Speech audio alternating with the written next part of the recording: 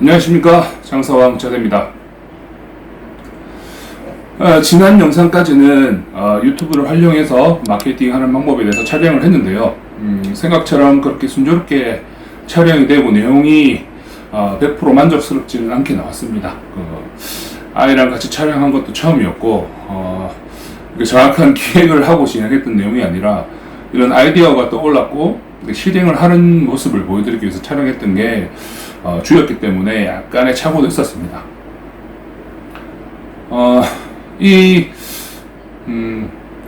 촬영했던 내용에 더해서 제품의 상세 링크나 이런 정보들은 다른 계정으로 새로 만들어서 거기에 제품 정보와 같이 영상을 올리고 마케팅을 진행할 생각이거든요.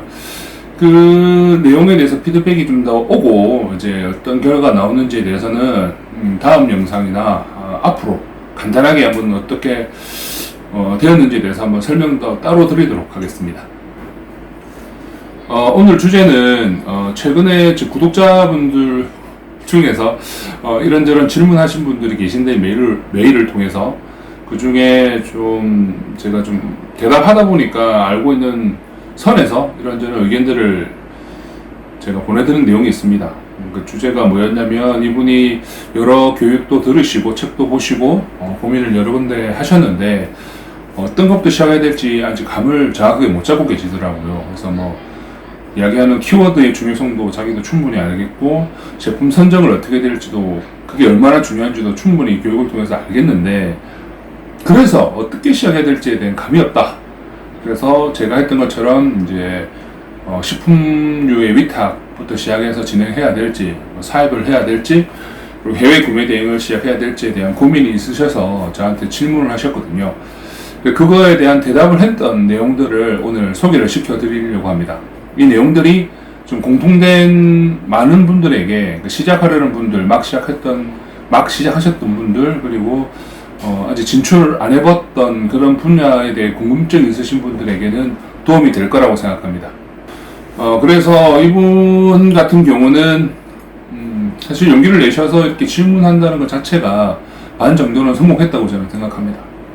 문을 두들기고 공부를 하는 것 외에는 장악하고 자기한테 실제적으로 도움이 될 수 있는 그런 정보들을 얻기는 쉽지 않다고 생각을 하거든요. 그래서 제가 대답했던 내용들에 대해서 한번 전체적인 설명을 드리고 한번 읽어보도록 할게요.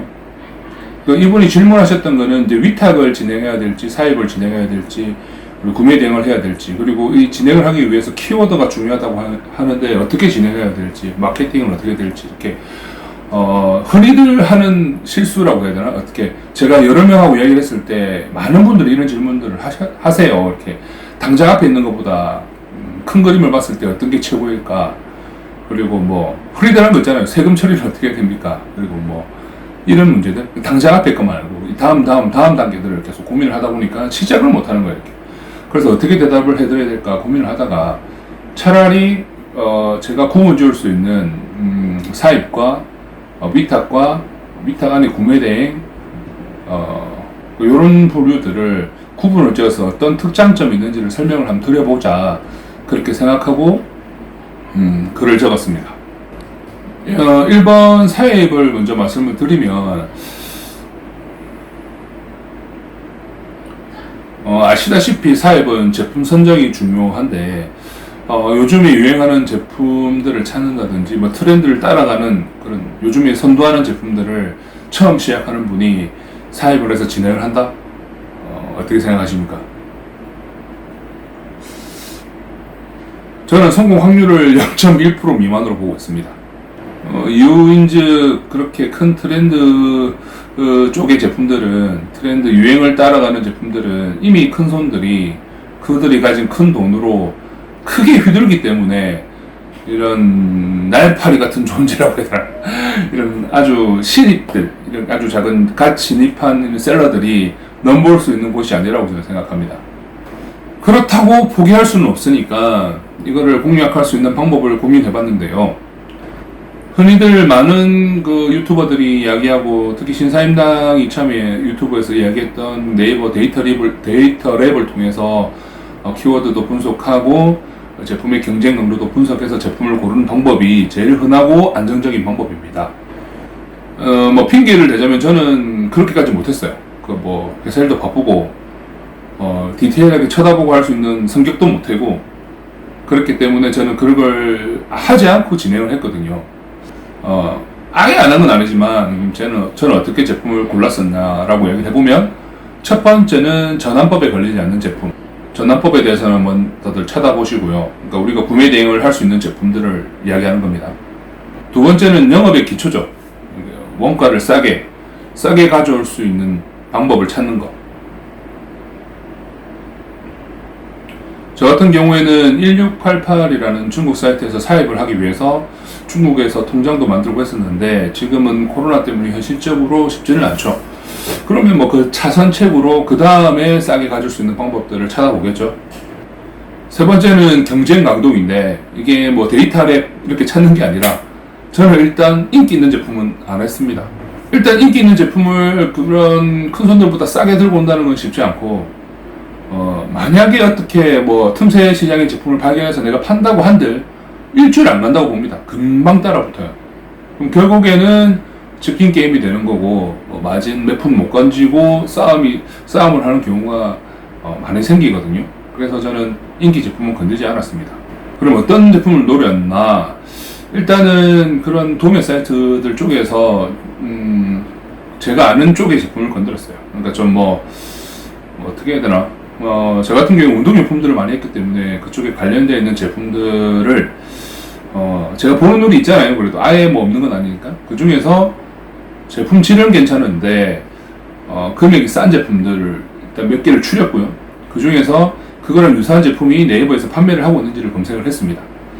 검색을 하다 보면 똑같은 제품이 있을 수도 있고 유사한 제품이 있을 수도 있거든요. 그럼 이제 그 제품들이 팔고 있는 사람이 얼마나 많은지도 같이 봐야 되겠죠. 쉽게 얘기해서 이 제품을 여러 명이 팔고 있으면 안 합니다. 그것도 여러 명이 팔고 있어도 뚫을 수 있는 방법이 있지만 처음 시작하는 단계에서는 배워야 될 게 많고 또 관문이 많기 때문에 일단 그런 제품은 건들지 않고요. 파는 사람이 한 서너 명 정도 있는 제품들 중에 리뷰가 최신에 달려있는 최신성 있는 리뷰가 있는 제품들을 고릅니다. 그 작업을 제 경험상 뭐 하루 이틀이면 몇 개의 제품 고를 수가 있거든요. 그러니까 그런 제품들을 제가 어떻게 싸게 구하는지를 고민을 하고 지금 팔고 있는 제품 금액과 비교를 해서 원가 계산을 해보고 중국 같은 경우에는 솔직히 50%까지도 남길 수가 있거든요. 네, 저 같은 경우에는 그 제품을 6,000원대에 떼와가지고 처음에 한 2만원 정도에 팔다가 2만원 초반에 팔다가 만원 후반대까지도 이렇게 팔았었어요. 제품을 한 500개에서 600개 정도 팔았었거든요. 그러니까 뭐 하나 팔면 뭐 이래저래 다 떼줘도 만원 이상 남는 그런 제품이 된 거죠. 그게 뭐 운이 좋았다 할 수도 있겠지만 제가 그 경쟁하던 사람들보다 금액 싸게 팔지도 않았어요. 절대 싸게 안 팔았어요. 왜? 싸게 팔면 결국 또 개싸움 되거든. 그래서 동일가에 얹어서 그렇게 판매를 진행했고요. 결국에는 이제 리뷰 싸움으로 가서 그 사입품에 대해서 좀 브랜딩을 좀 시켰어요. 블로거도 썼고 블로거도 돈 주고 쓰진 않았어요. 뭐 찾아보면 블로그 공짜로 쓰는 법 유튜브에 많이 나와 있을 거예요. 뭐 그렇게 이용해서 썼었고요. 그렇게 또 판매할 때 아까도 얘기한 것처럼 뭐 키워드, 제품 제목, 뭐 광고 이렇게 주요 제품을 잘 팔 수 있는 주제들이 있는데 쉽게 생각하세요. 뭐 그게 무조건 정답이라고 생각하면 개나 소나 다 팔지. 안 그렇겠어요? 그 공식대로만 하면. 실제로는 뒤에도 할 이야기지만 유튜버나 강의를 듣고 그 방식이 있다 하면 다 된다라고 생각을 하시겠지만 뭐 부딪혀 보시면 그 과정까지 가는 난관들도 많고 결과도 내가 기대한 것만큼 잘 나오기가 쉽지 않아요.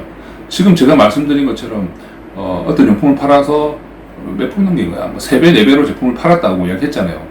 이건 성공한 케이스고 실패해서 고객한테 서비스로 줬던 제품들도 있습니다. 분명히 같은 방식으로 제품을 골랐고 나름 키워드도 분석했고 제목도 잘 지어서 상세 페이지도 제가 직접 찍어가지고 이렇게 막 노력 많이 했었어요. 근데 그 제품은 결국 개싸움을 되어가지고 마진도 얼마 못 남기고 다 재고 소진하긴 했는데 선물로도 많이 드리고 그렇게 버렸던 제품도 있습니다.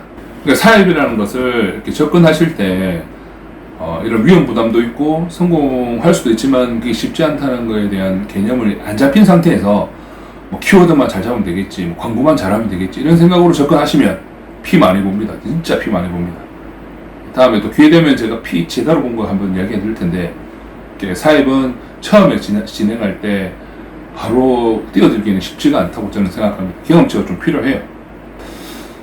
다음은 운인데 운.